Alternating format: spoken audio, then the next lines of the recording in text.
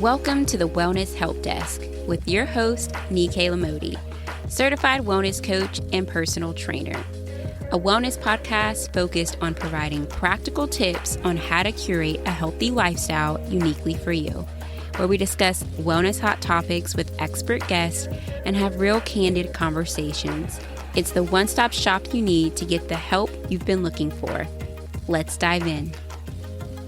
Hey y'all, what's up? Welcome back to the Wellness Help Desk, episode 6. We're going to get into it today. We're talking about the liability of a toxic job. Before we jump into that, I really want to just give y'all a life update. I am on this whole digital nomad journey, currently parked in Nashville, and you know what? I'm dog sitting right now, and he is really teaching me a lot about some patience that I need to grow in. But we're getting along now. I think he was mad that his parents left, but it's okay. And so I'm super grateful to be dog sitting. I just love pets, especially dogs. They're so therapeutic for me. This is where I'm at now. And then my next stop is Phoenix, Arizona. So September is pretty busy in terms of traveling, but I'm excited for it. And I'm also excited to talk about this topic. Okay. So many times we're told that diet and exercise will be enough to support our overall health and well-being, right? Your well-being is more than just what you eat and how you're moving consistently. It's about how you manage your stress, how you're sleeping. Do you have adult play in your life? Do you have stability financially? And so much more. It's also about finding meaning and satisfaction in your life's work. So how do you feel about your job presently? Like, what response came up physically in your body when I asked that question?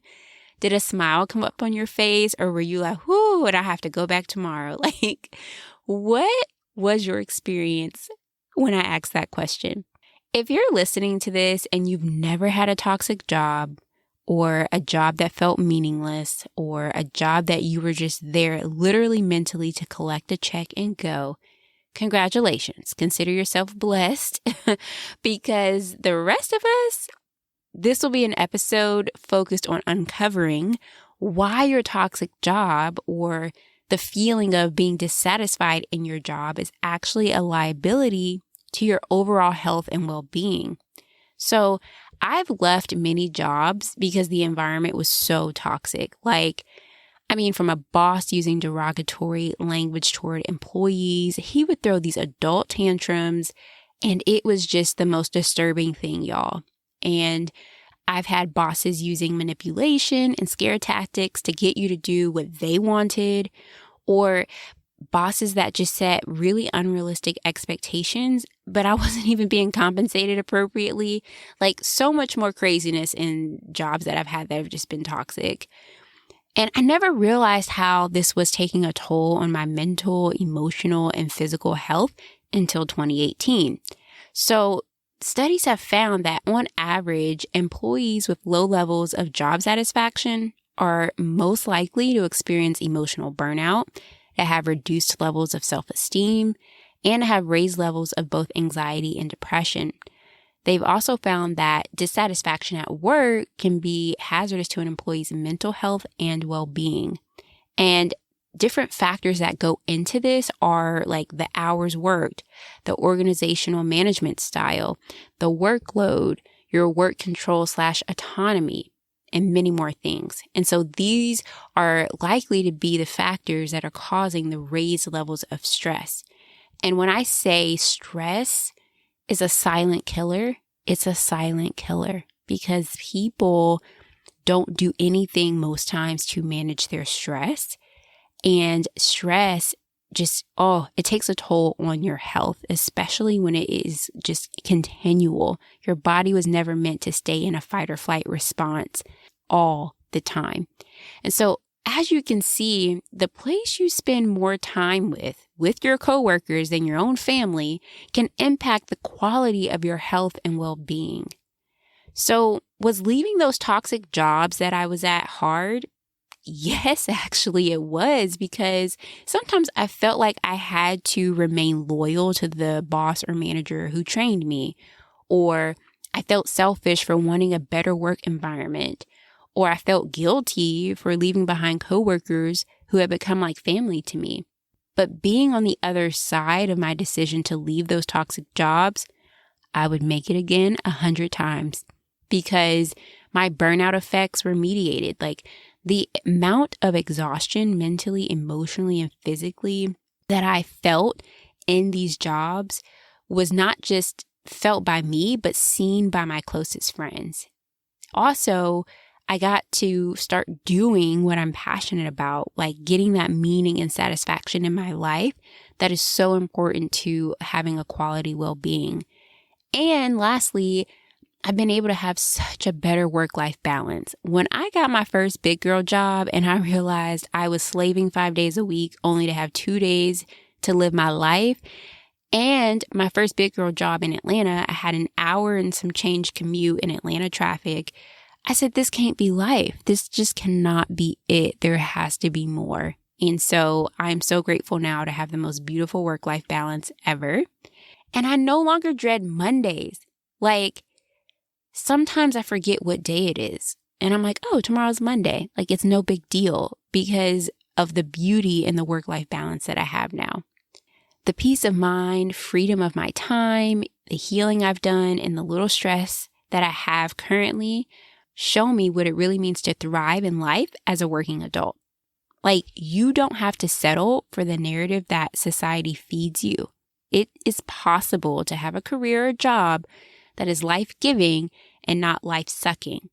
And so I know it could be so much easier said than done. Like, you're like, yeah, Nikkei, I've been in this job. I'm stuck. Either I'm at this income limit that I need to pay my bills, or I have to stay because of my certification, or whatever it may be.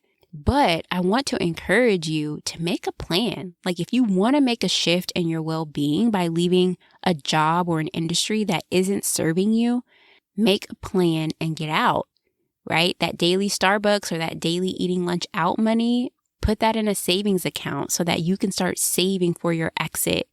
Make a plan, talk to your partner, figure it out, because it's not worth affecting your health and your well-being in the long run.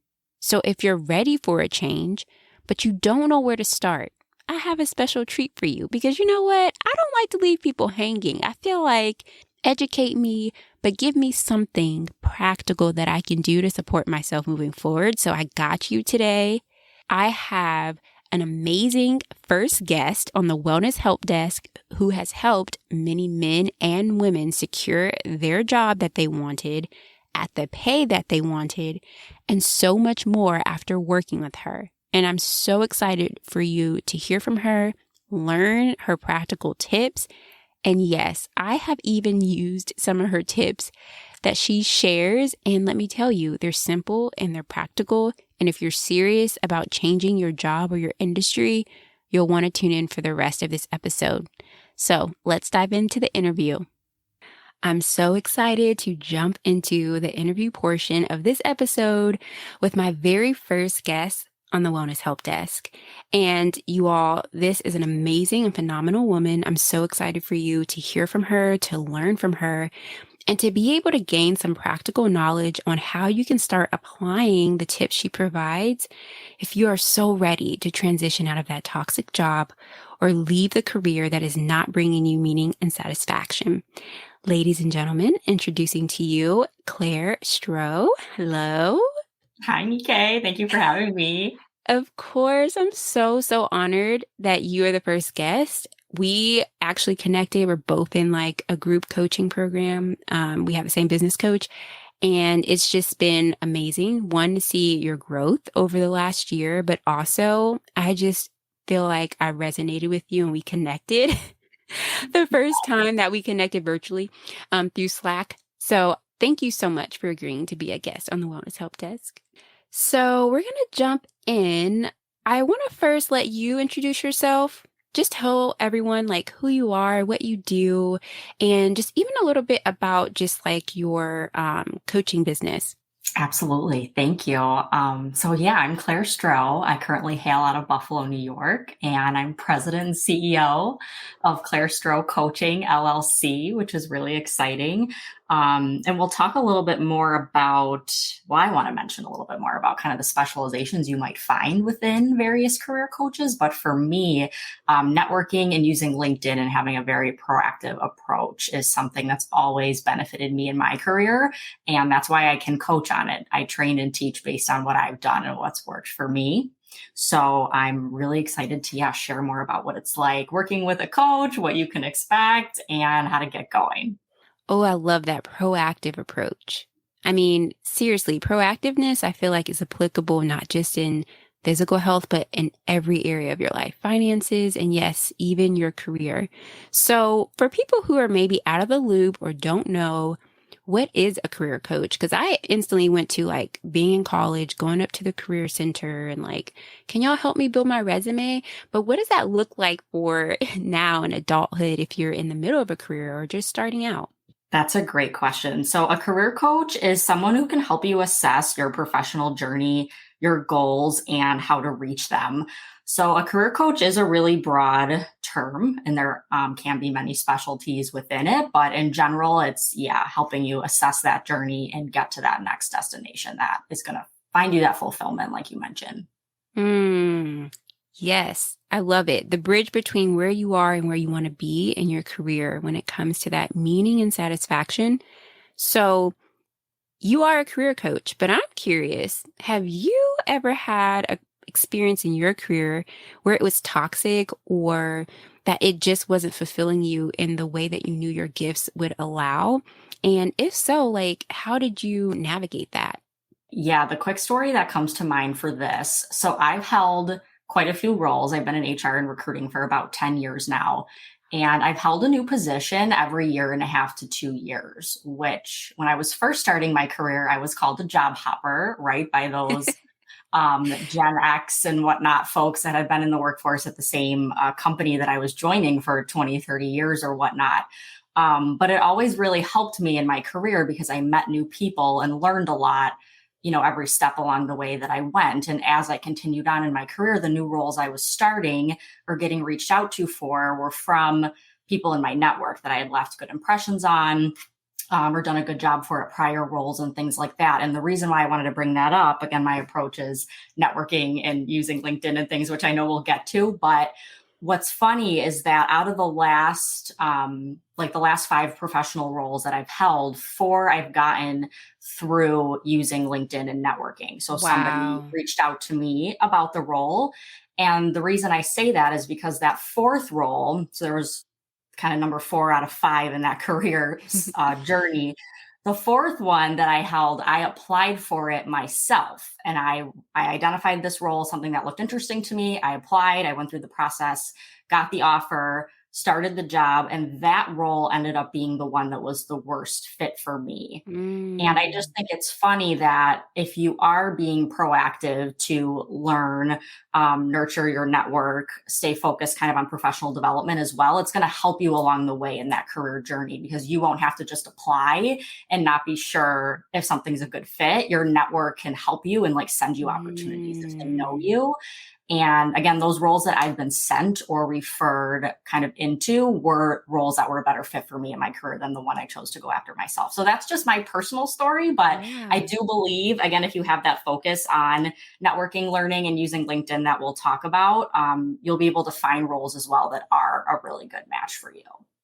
I love, for some reason, when you just said that, I was like, this is like when people try and matchmake. Because usually some people like marry the person that a neighbor's brother was like, oh, I think he'll be really good for her.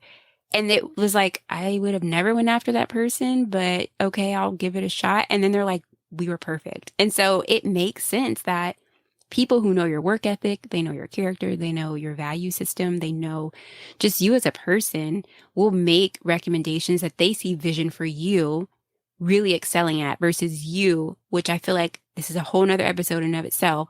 But sometimes our own limiting beliefs get in the way and we cut ourselves short and maybe don't apply for that certain job or we're like, no, I can never do that. I'm not ready, especially women.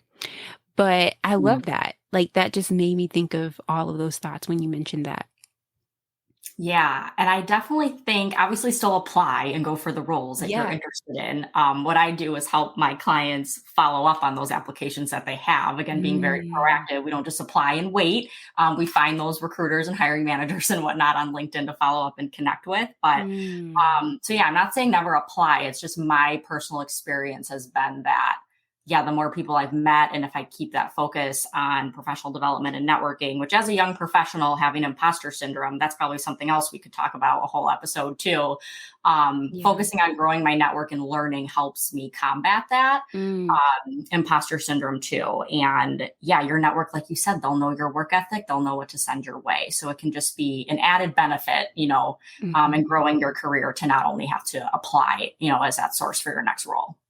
It's very multidimensional, which is not how I have ever been taught or done looking for a job, like personal development, networking, and also applying, but also following up.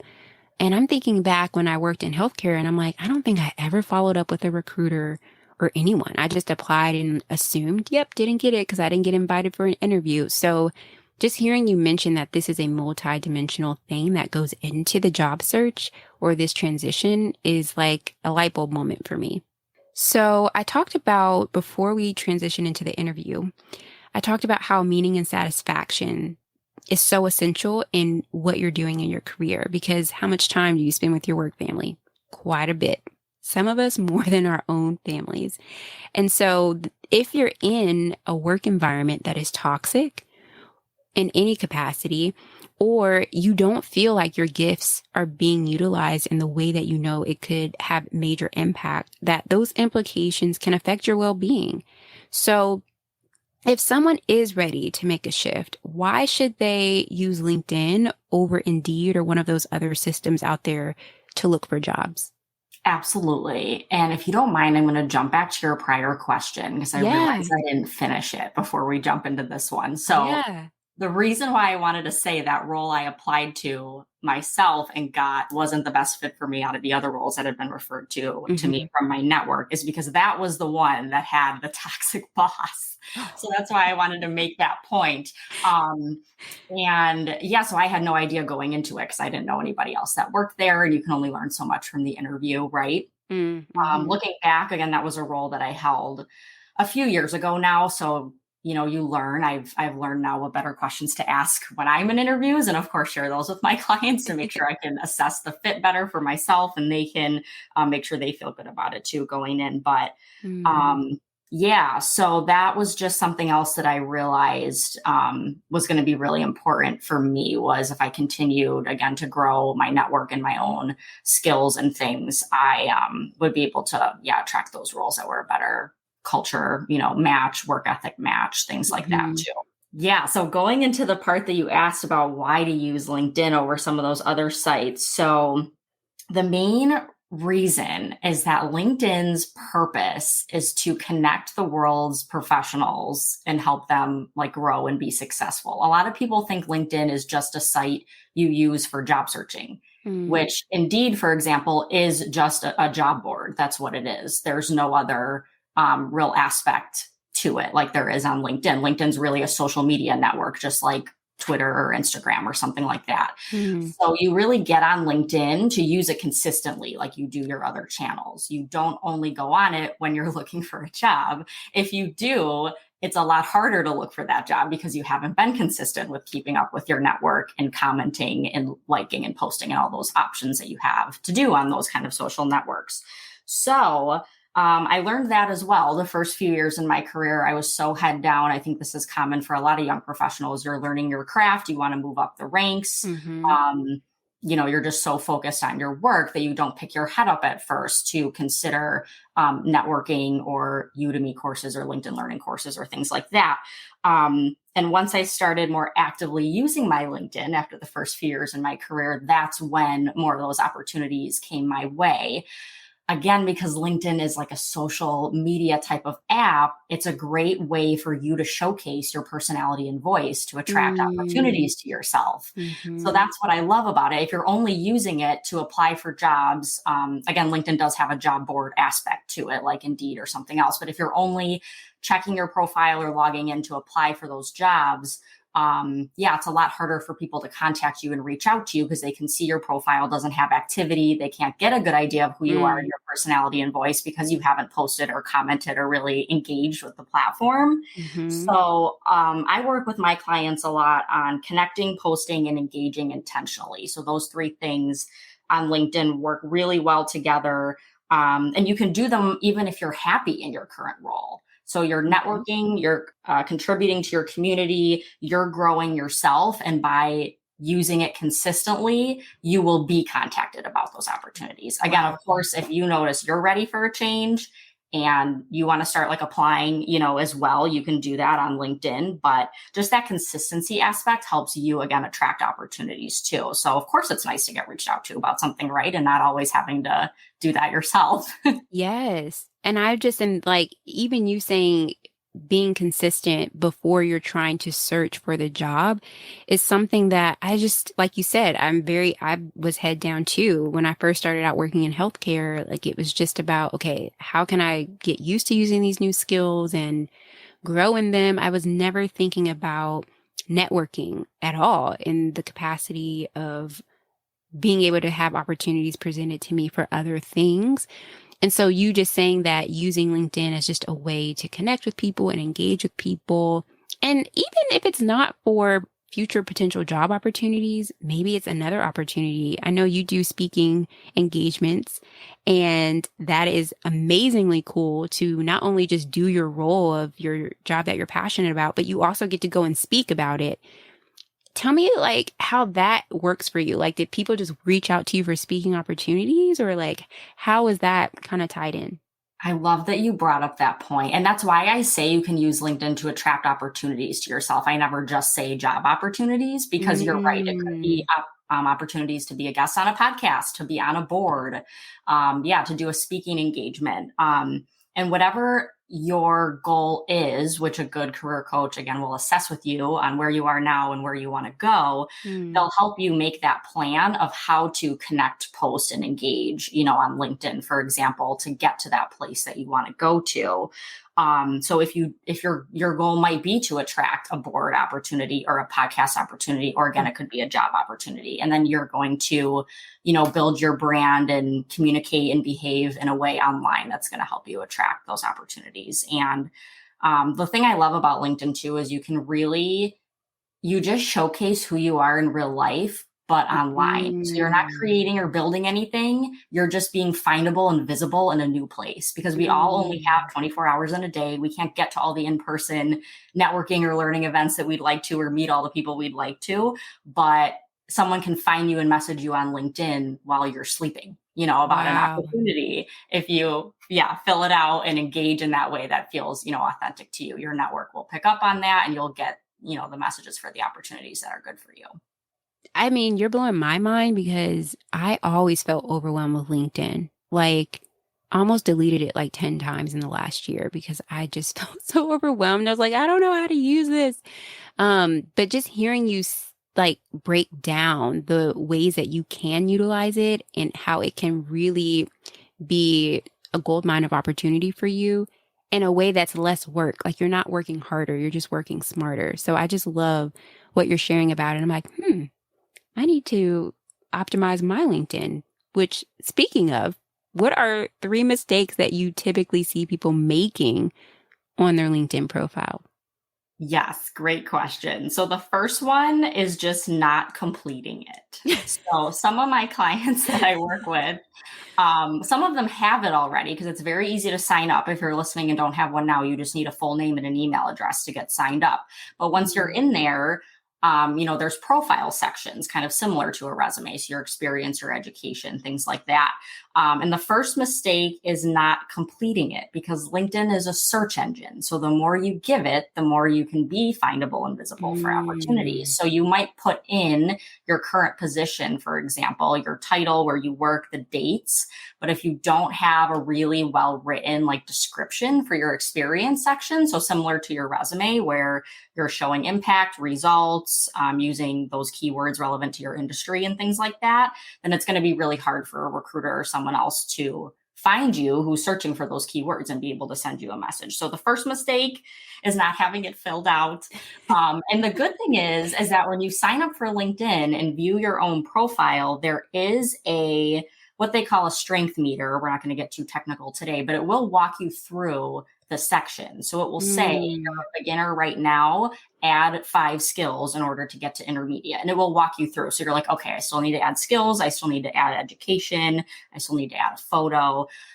So the good news is it will walk you through. So you won't be so overwhelmed with like, what section do I fill out next? So take a look and see if you have gone through your strength meter when you view your own profile. I know I haven't finished my profile. I'm one of those statistics. Love it. We can always take a look. The second thing would be, if you're looking for a new role, you're ready to be contacted for opportunities, there is a feature called Open to Work for recruiters. So I recommend, the second mistake I see is that people who are actively looking for a job, even if their profile is fully optimized, filled out all the keywords, have not turned on their Open to Work for recruiters. And what that means is LinkedIn has people like me. I'm still working in recruitment and HR in my 9 to 5. We pay for a special LinkedIn recruiter product because we use LinkedIn to do our jobs, I guess is the best way to put it. And there are certain filters that, as a LinkedIn profile user with a recruiter account, can see that just like a regular free profile wouldn't. So if you're open to work for recruiters, that like signals to us, it's like a separate filter that we have that like, you're open to work, we should contact you. So you might still be found because, again, of that like search engine optimization, you might have all your keywords and things like that. But turning on that Open to Work for recruiters is like a second step that signals like, yes, send me the messages, about the roles that I'm interested in. So if you have any questions or concerns, of course, on setting that up, let me know. And the third thing I think I would say is not having a photo. A photo is required as part of that, like strength meter. So LinkedIn will suggest it to you. Like, we really should get you a photo for your profile. Profiles with photos get more views and connection requests. They have all the data on this. And really, because it is, your first impression, right? So just make it authentic to you. The gut check that I use is just, do you look like someone that your ideal client would want to do business with? And that's different for everybody. And that's why I like to word it like that, because maybe like 5 years ago, LinkedIn was a lot more of a quote professional site, and professional itself is such like a arbitrary term. So yeah, people would, think they had to be in a suit or be looking in a way that didn't feel authentic to them, because LinkedIn was a social media site for like business people. And that's really not the case anymore. So as long as you feel like you look like someone your ideal client will want to do business with, it represents you well, feels authentic to you, then you're good to go. But LinkedIn does have that data that profiles with photos do get more views and connection requests. And I've always done mine just with my iPhone portrait mode in front of like a blank wall or my fireplace at home. I've never paid for one. So if you need a photo, definitely get that, set up. You don't have to worry about getting it professionally done or whatnot. Yes. Don't be, fixed in your mindset about it. You don't need to drop $150 for a headshot. Like, these iPhone cameras and some of these Android cameras are really, really good. So I love those. Honestly, it's so crazy how those are 3 common mistakes, but they're so easy to go in and like change and have a completely different type of momentum generate from LinkedIn just by fixing those 3 things. So obviously you have a plethora of tips and things that you support your clients on when they come to you. But I'm curious what you've noticed has been kind of like the key thing that's helped your clients be successful, and not just in, oh, they got offered a job or they got offered an interview, but just even their confidence and their ability to know that they can navigate their career switch or be advocating for themselves and what they want out of their career. So what's something that you found that they've just had? Absolutely. So my ideal client and the folks that I work with are, ready to go, ready to stretch themselves and know what that point B is. So they know where they currently are and they have an idea where they want to go, but they haven't been able to get there by themselves, or they would just like that support and accountability right off the bat because they're scared to try it by themselves, right? Or things like that. But that's why I mentioned earlier, you can find career coaches with a bunch of different specialties. So I work better with people who know where they want to go. And I have a quick story I'll share if we still have a couple minutes. Of course we do. Perfect. But I have another career coach friend that I work with who I refer people to who are like, I need a change, but I have no idea what options are out there or what types of careers are a good match for my personality and strengths. And that type of coach will do different assessments with you and questionnaires and go through kind of what the options are. And it's much more of like an exploratory process where my clients, for example, I worked with someone who was an inactive CPA. So she was a public accountant, didn't want to do it anymore, researched and found that she wanted to be a business analyst. Wow. It was more of like a, tech and data like type of role. So she came to me, and based on knowing where she wanted to go, because she did the research and had talked to friends or whatever, we put together that LinkedIn plan, that connect, post, and engage intentionally plan to get her to land that role. So that incorporated things like finding groups of other business analysts on LinkedIn. So LinkedIn has groups similar to Facebook groups. Did not know that. Yes.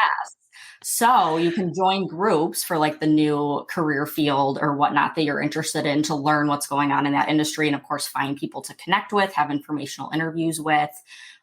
We helped her, or we worked together. I helped her create some posts on SAP business analyst related news and trends. So she could kind of position herself as someone who was like up and coming in the field, could demonstrate that she knew what she was talking about. And LinkedIn's the perfect place to do that. And again, connect, with recruiters and potential hiring managers in that field. And she was able to make the transition by, again, through her personality and voice and her professional development and how she communicated and behaved through her profile, that she was ready for that change.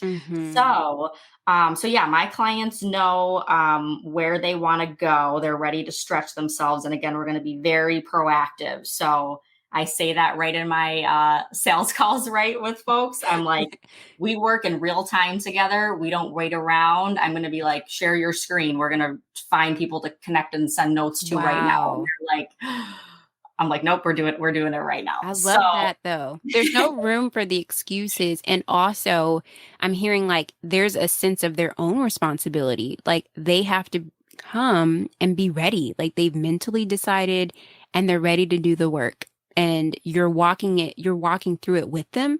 So they're not alone, but you're looking for people, it sounds like from your clients, that are ready to do the work and they've decided to commit. Absolutely. Yeah. And if you're still in that point where you're, again, not sure what you want to do, there are coaches out there that can do that more exploratory process with you too. But yeah, I think in general, either way, you're right. You have to be decided, like you said, that you're ready to get some help, and that 3 to 6 months from now you want to see that change. So for sure. Yeah. And I want to encourage people, obviously I worked in healthcare and now I work for a tech SaaS company in my 9 to 5, and I didn't have any experience starting out. I was just working in the clinic, but I just want to encourage you, it is possible to change careers or industries. It may require additional certifications, or sometimes not in my case, but just be encouraged that it is possible, especially now in this remote life age. I feel like there's so many positions out there now for people to go after to kind of transition out of whatever they're doing. So I guess the last thing is I want you to just speak to that person that, whether it's a piece of advice or encouragement, that's just sitting on the fence. They know their job is toxic. They know they're not happy. They loathe going in, not just on Mondays, but Monday through Friday. And there is no work-life balance. Everything is blurred, but they're scared. They're feeling very uncertain, and they don't know if the transition will come fast enough in order to continue generating the income to whether it's take care of their family or cover their bills, but they know that they need a change and they're not happy. Like, what piece of advice would you offer for that person listening? Yeah, I know all of your guests listening to this are resourceful, smart, amazing women. So my first piece of advice is tap into that resourcefulness. Like, you've made it to this point, you're likely in a career like we've been talking about, and it's time for that change. So you've gotten to where you are. You have skills, you're smart. And the great thing too, that again, you can showcase on LinkedIn. I get so excited talking about it. She's like glowing. Our transferable skills. So sometimes that's what makes people uncertain is they want to make a change and they're like, well, I haven't done that exact thing, so I'm not even going to try because I'm not going to be considered. And there is a way to demonstrate that the skills and knowledge you have now are transferable to a new role. Wow. So remember that you do have skills, you do have transferable skills, and do, at least one thing today that you do have control over. So maybe it's just signing up for LinkedIn if you don't have it already. Or if you do, maybe it's completing your profile, or it could be heading over to my website. I have a post called Important LinkedIn Profile Basics, and I will walk you through how to fill it out in that post. And if you do one small thing, you're going to get that boost of momentum, right? Like you were talking about earlier, and then you're likely to try another thing, that you can control the next day. So just start there. I know the worry and overwhelm and things can be real, but try and take one step. You got it. And remember, like, what is on the other side of having the change in jobs? I know for me, more peace of mind. I'm happier in my life. I'm not dreading going to work. Just think about that. The time will pass anyway. So how do you want to spend that time? And why do you want the shift? Why do you want to have a sense of groundedness and peace of mind when you're doing your job or your career? Why do you want to have that meaning and satisfaction? Like, find your why, hold on to that, and envision what you want for yourself in a healthier work environment and work that brings you meaning and satisfaction. And so a lot of this stuff that I talk about on the Wellness Help Desk is honestly you looking in the mirror. No one has all the answers for you but you. These strategies, these tips are just that unless you really look in the mirror to see what it is that you want and why you want it so that you can begin to take the first step and then another one. So Claire just offered some major practical tips for you all. I want them to know where they can find you though. The website is claireiscoaching.com. because that's what I do. And my Instagram is Claire is Planning. So I love planning. I love coaching. I'm always doing something. But yeah, find me at claireiscoaching.com. I have a pretty extensive blog, and resource library there myself, as well as, of course, my link, my button to connect with me on LinkedIn. Yes. And I will say that I love following Claire on Instagram because she's always traveling and eating good food and shopping. And I love it. So I like to follow you on Instagram for that. But I will also say, Claire helped me out. I was trying to actually improve my LinkedIn because, I need to be a real adult. And she sent me over just some tips, and it was very straightforward. It was easy for me to follow along to and implement. And then it really helped me not feel overwhelmed. And I was like, oh, okay. So she really is good at what she does. Feel free to reach out to her if you have any more questions. Claire, thank you so much for coming on the Wellness Help Desk. You're the Wellness Help Desk first guest, so that's awesome. This is exciting. And as always, you all remember to give yourself grace. That's it for today's episode. Thank you for listening in. If you enjoyed the episode today, head over and leave me a review. This helps others find the podcast and be one step closer to curating their healthy lifestyle. Come connect with me over on Instagram at Nike_Lamodi. And if social isn't your thing, Join my beautiful newsletter community via the link in the show notes. To learn more about exclusive one-on-one wellness coaching, head over to randawellness.com. As always, remember to give yourself grace.